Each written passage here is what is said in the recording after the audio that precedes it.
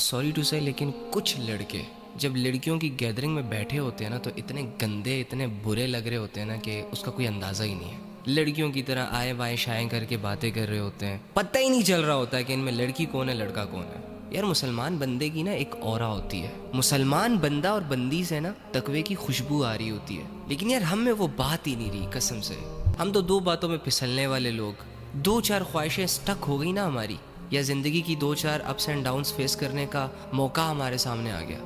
وہ مسلمان جو صبر کا پہاڑ کہلاتا ہے یار, جو اپنے صبر سے اللہ رب العزت جیسی ذات کو اپنے ساتھ لے لیتا ہے, وہ مسلمان بھی آج کل رو رہا ہے, دنیا کے حالات کی وجہ سے چہرہ لٹکا رہا ہے. ابے جان تیرے ساتھ یہ ساری چیزیں سوٹ ہی نہیں کرتی, کیا ہو گیا تجھے اللہ کے بندے؟ واللہ مسلمان کے سامنے تو بڑی بڑی اپرچونیٹیز آتی ہیں گناہوں کو کرنے کی, اور وہ بلا جھجک کہتا ہے کہ میں نے نہیں کرنا. لیکن یہ موجودہ دور کے مسلمان اور اسپیشلی آج کل کے نوجوان آنکھوں کے اشاروں سے ہی بہک جاتے ہیں, پھسل جاتے ہیں.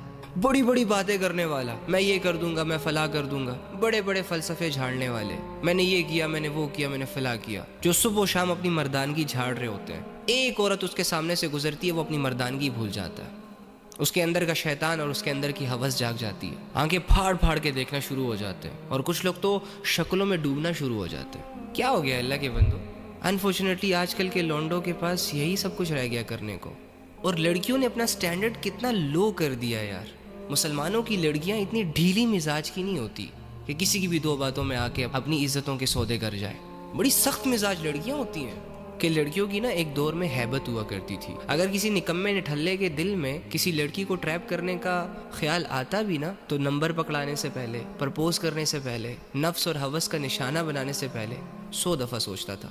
ڈر تھا اس کے دل میں کہ یار کہیں لینے کے دینے نہ پڑ جائے. لیکن آج کل کی لڑکیوں نے اپنا سٹینڈرڈ اتنا لو کر دیا واللہ کہ بہت ساری لڑکیاں تو انتظار میں بیٹھی رہتی ہیں کہ کب کوئی آئے گا جی, کوئی ہینڈسم بندہ, کوئی چارمنگ بندہ, کوئی آسمان سے تارے توڑنے والا شخص, اور ہمیں کہے گا جی ہمیں آپ پسند ہے, تمہاری ادائیں تمہارے چال چلن ہمیں پسند ہے, اور ہم آگے سے کہیں گے کہ اچھا ہم تو کب سے ویٹ کر رہے تھے آپ کا, آپ نہیں آنے میں دیر کر دی.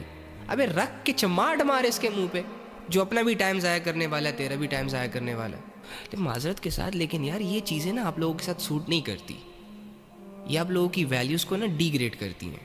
اور بھائی یہ گندے افیئرز نا لوگوں کے 8-8 سال کھا جاتے ہیں, ہاتھ کچھ نہیں آتا. جوانیاں کھا جاتے ہیں, ہاتھ کچھ نہیں آتا. اس میں بندہ پتہ نہیں کون کون سے گن میں منہ مارتا چلا جاتا ہے اور سمجھ ہی نہیں آ رہی ہوتی, اور اگر کوئی سمجھائے تو سمجھانے والا دشمن نظر آتا ہے. آنکھیں بند ہو جاتی ہیں بھائی, دل گندے ہو جاتے ہیں. اور بھائی سب سے بڑا لاس یہ ہوتا ہے کہ انسان اللہ کے قابل نہیں رہتا, شرمندگی محسوس کرتا ہے اللہ کے سامنے کھڑا ہوتے ہوئے بھی, دعائیں نہیں مانگ پاتا. تو یار ان گندگیوں سے نکلے, ان غلاظتوں سے نکلے, ان چھوٹی چھوٹی سوچوں سے نکلے. اس کے آگے کی دنیا دیکھو یار. حرام راستے آسان ضرور ہیں لیکن وہ راستے سکون نہیں دے.